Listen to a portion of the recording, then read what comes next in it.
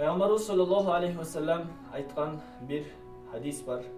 İnner rizqa la yatlubul abde kama yatlubuhu ajaluhu. Чындыгында ырыскы адам баласын издеп, талап кылат, кандай эле аны ажал талап кылгандай, ажал издегендей. Ар бир адамды ажал издейт. Ажалы келгенде сөзсүз Аллахтын астында кайтып кетет.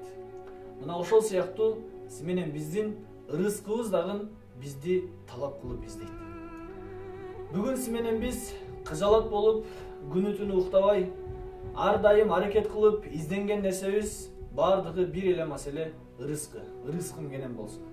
Бирок Аллах субханаху ва тааля бул дүйнөгө менен биз жаралгандан мурда эле ырыскыбыздын баарын жазып койгон.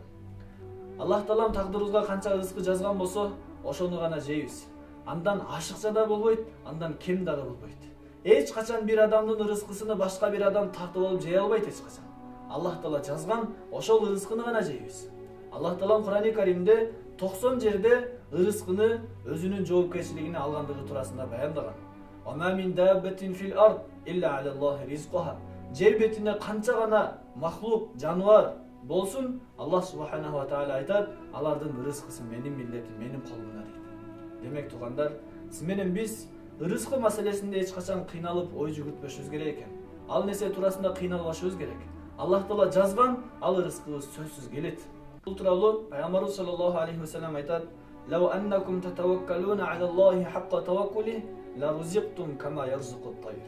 Эгерде силер Аллах таалага ырыскы маселесинде тобокел кылуунун чыныгы акыйкатына жеткениңерде, Аллах таала силерге куштарга ырыскы бергенде ырыскы бермек. Алар кандай? Тагду химасон ва таруху битона.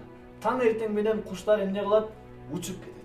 Алардын милдети ошол, бир аз аракет кылып учат, Аллах таала эмне кылат? Талаада түшүп калган буудай, арпа жана башка дамдардын баардык түрлөрү менен эмне кылат? Куштарды азыктандырат. Эртең менен эрте ачка учуп келет, ачка учуп кетет, ал эми кечинде болсо курсагы ток абалда кайтып келет. Эгерде силер дагы ырыскы маселесинде Аллах таалага чындап тобокел кылганыңарда, ошол нерсени акыйкатын түшүнгөнүңөрдө эмне болот эле? Куштарга ырыскы берилгенде силерге дагы ырыскы берилет эле. Ошондуктан бүгүнкү күндө менен биз мээнет кылып, аракет кылып жаткан нерсебиз, дүйнөдө чогулткан мал дүйнөбүздүн баардыгы бул бир канча жыл иштебей койсок дагы жете турганчалык нерсебиз бар. Бирок Пайгамбарыбыз саллаллаху алейхи ва саллям жашоосун карасак, сахаба радыйаллаху анхудун жашоосун карасак, алар эмне кылат эле? Бүгүнкү күнүн гана ойлойт эле.